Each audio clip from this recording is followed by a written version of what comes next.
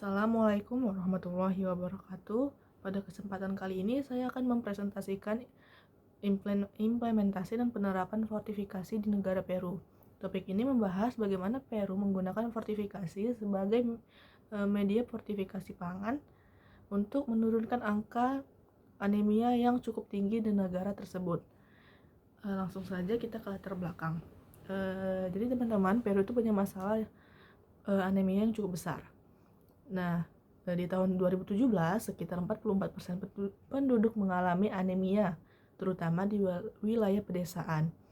Prevalensi anemia di anak-anak sendiri mencapai 32-43%.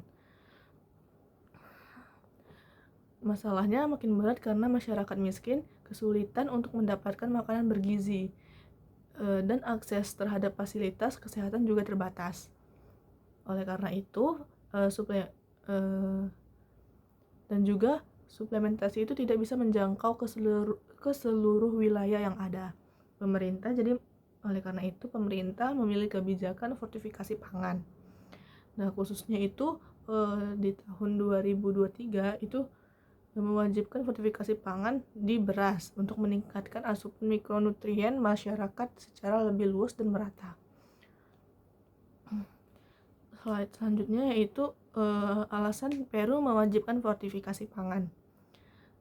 Sama seperti latar belakang, alasan Peru mewajibkan karena anemia usia anak 6-59 bulan itu masih sangat tinggi mengalami anemia, sekitar 30%. Ini berdampak pada tumbuh kembang dan kemampuan kognitif anak. Selain itu, makanan bergizi seperti daging, ikan itu cukup mahal bagi masyarakat yang berpenghasilan rendah di sana. Suplementasi juga tidak dapat menjangkau ke seluruh wilayah yang ada di Peru. Oleh karena itu, fortifikasi dipilih karena lebih ekonomis, cangkupannya luas, dan tidak memerlukan perubahan pola makan. Jadi masyarakat tetap makan makanan yang sama dengan nutrisi yang bertambah. Selanjutnya, produk fortifikasi di Peru. Yang pertama, produk utamanya itu ada 3. Yang pertama itu tepung. Tepung terigu itu difortifikasikan dengan zat besi, niacin, tiamin, riboflavin, dan asam folat. Yang kedua itu ada beras, yang biasa ditambahkan dengan zinc, asam folat, dan berbagai vitamin. Yang terakhir yaitu kue kering atau cookies yang digunakan dalam program sosial seperti PCA dan Nutriha. Kita akan membahas fortifikasi tepung di negara Peru. Nah, untuk fortifikasi tepung ini sudah menjadi fortifikasi wajib berdasarkan Undang-Undang Nomor 28.314 dan sudah ada sejak tahun 2002.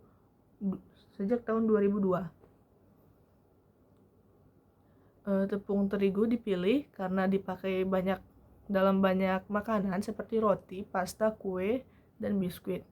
Produk fortifikasinya juga tidak mengubah rasa dan kualitas dari produk tersebut. Selain itu, industri di Peru sudah stabil dan standarisasi sehingga sangat mudah untuk memastikan distribusi mikronutrien secara merata. Nah, akan tetapi angka penurunan dengan melakukan fortifikasi di tepung itu tidak cukup signifikan untuk menuruni angka anemia yang ada di sana. Jadi pada tahun 2023 dilakukanlah fortifikasi beras dan diwajibkan untuk seluruh produsen untuk memfortifikasi beras mereka. Nah, kita lanjut ke fortifikasi beras, yang dimana beras menjadi komoditas paling strategis karena hampir seluruh masyarakat di Peru itu mengonsumsinya setiap hari. Beras itu dibuat dengan menggunakan metode ekstruksi. Jadi tepung beras yang sudah dicampur dengan mikronutrien dipanaskan lalu dicetak seperti mirip buliran beras asli.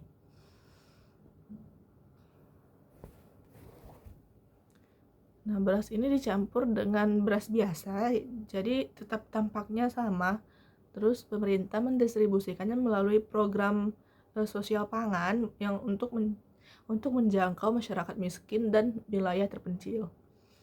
Selanjutnya adalah kue kering atau cookies. Kue kering yang difortifikasikan dikembangkan terutama pada anak-anak dan kelompok rentan. Nah, produk ini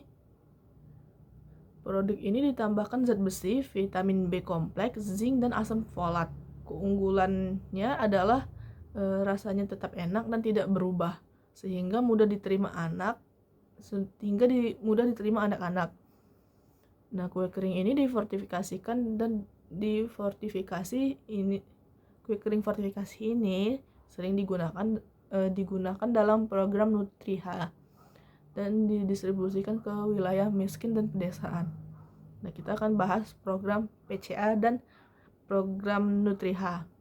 PCA itu kepanjangannya ada Programa de Complementación Alimentaria, yaitu program pemerintah Peru yang menyediakan dukungan pangan melalui pusat layanan masyarakat. Fokusnya adalah ke seluruh pangan di negara mereka. Sementara Nutriha itu adalah program yang dikhususkan untuk fortifikasi biskuit atau kue kering yang kita bahas di slide sebelumnya. Nah, ini dirancang khusus untuk menurunkan angka anemia pada anak-anak.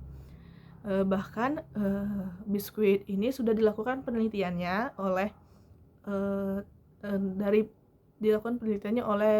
peneliti yang ada di Peru,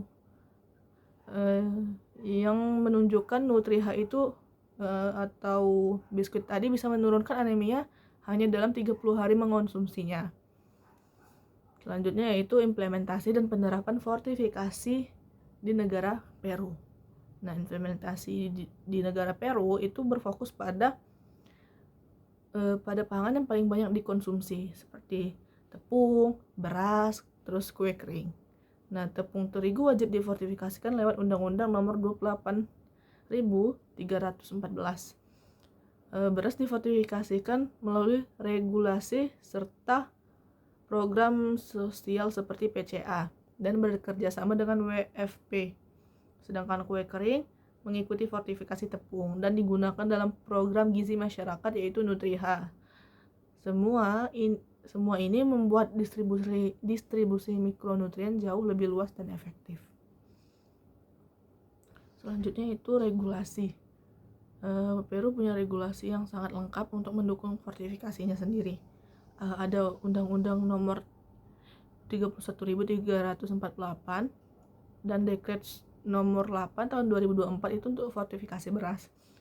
Terus untuk tepung terigu sendiri itu ada Undang-Undang Nomor 28.314, Dekret Nomor 8 tahun 2005 dan Dekret Nomor 12 tahun 2006. Itu sendiri untuk